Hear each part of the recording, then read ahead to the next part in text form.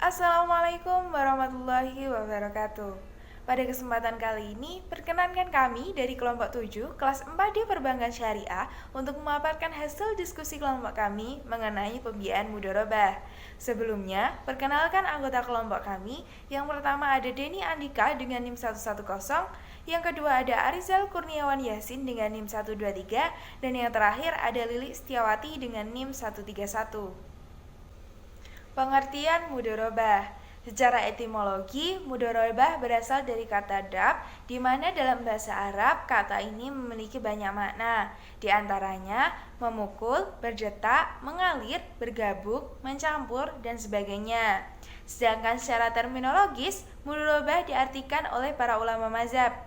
Menurut mazhab Hanafi, mudharabah yaitu suatu perjanjian untuk berkongsi di dalam keuntungan dengan modal dari salah satu pihak dan kerja atau usaha dari pihak lain.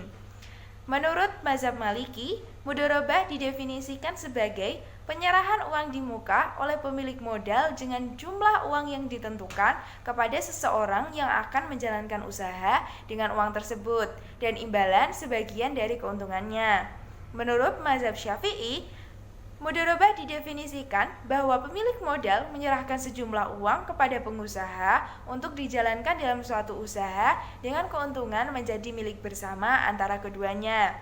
Sedangkan menurut mazhab Hambali, mudharabah dinyatakan sebagai penyerahan suatu barang atau sejenisnya dalam jumlah yang jelas dan tertentu kepada orang yang mengusahakannya dengan mendapatkan bagian tertentu dari keuntungannya.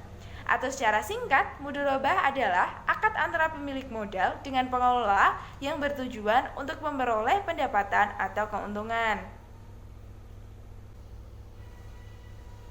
Landasan hukum pembiayaan mudharabah. Di dalam Al-Quran disebutkan dalam beberapa ayat. Yang pertama, Quran Surah Al-Muzammil ayat 20. Dan dari orang-orang yang berjalan di muka bumi mencari sebagian karunia Allah SWT. Yang kedua, ada Quran Surah Jumu'ah ayat 10. Apabila telah ditunaikan sholat, maka bertebaranlah kamu di muka bumi dan carilah karunia Allah SWT. Dalam hadis juga disebutkan dalam beberapa hadis. Yang pertama, hadis riwayat Tabrani dari Ibnu Abbas. Abbas bin Abdul Muthalib jika menyerahkan harta sebagai mudharabah, ia mensyaratkan kepada mudharibnya agar tidak mengarungi lautan dan tidak meruri lembah, serta tidak membeli hewan ternak. Jika persyaratan itu dilanggar, maka mudharibnya harus menanggung risikonya. Ketika persyaratan yang ditetapkan itu didengar Rasulullah, beliau membenarkannya. Yang kedua, ada hadis riwayat Ibnu Majah dari Suhaib. Nabi bersabda, ada 3 hal yang mengandung berkah, yaitu jual beli tidak secara tunai, muqaradah atau mudharabah, dan mencampur gandum dengan jawawud untuk keperluan rumah tangga bukan untuk dijual. Selain Al-Quran dan hadis, landasan hukum pembiayaan mudharabah yaitu ijma' dan qiyas. Secara ijma', Imam Zailai menyatakan bahwa para sahabat telah berkonsensus terhadap legitimasi pengelolaan harta anak yatim secara mudharabah. Sedangkan secara qiyas, mudharabah dikiaskan kepada al-musyaqqah atau menyuruh seseorang untuk mengelola kebun. Hal tersebut bertujuan untuk memenuhi kebutuhan kedua golongan, yaitu golongan kaya dan golongan miskin, serta untuk kemaslahatan manusia dalam rangka memenuhi kebutuhan hidup. Rukun dan syarat pembiayaan mudharabah.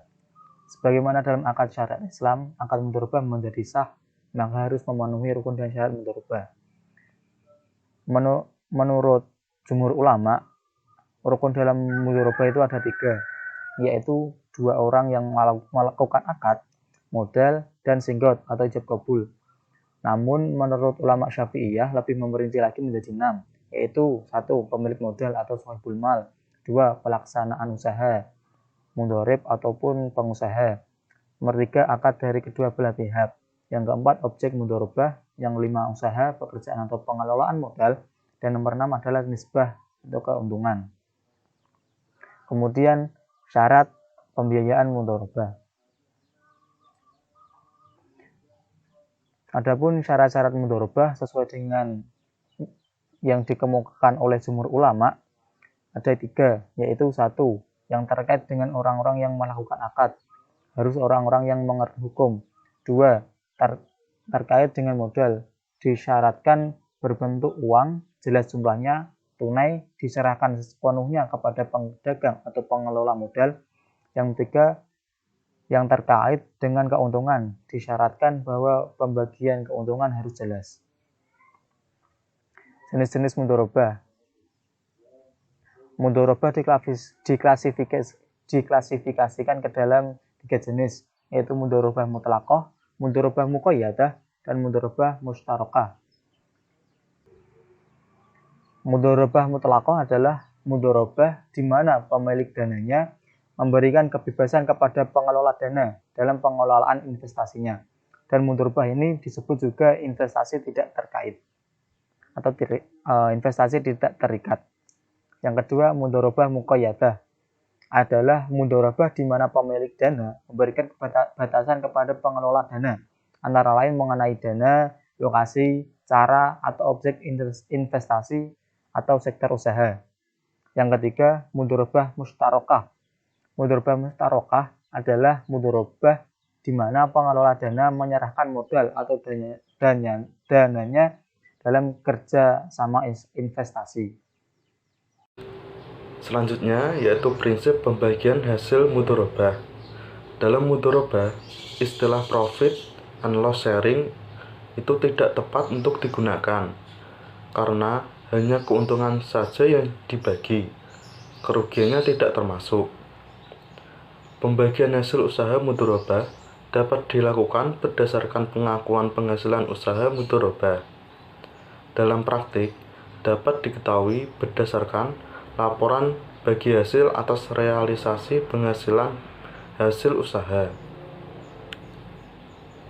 Selanjutnya, hal yang membatalkan mudharabah yaitu pertama, pembatalan, larangan usaha, dan pemecatan. Yang kedua, setelah seorang akhid meninggal dunia. Yang ketiga, salah seorang akhid gila. Yang keempat, pemilik modal rusak. Ini yang dimaksud apabila pemilik modal murtad. Demikian pemaparan materi dari kelompok kami. Apabila ada kesalahan dalam pengucapan kata atau perbuatan selama menjelaskan, kami mohon maaf yang sebesar-besarnya. Wabillahi taufiq wal hidayah. Wassalamualaikum warahmatullahi wabarakatuh.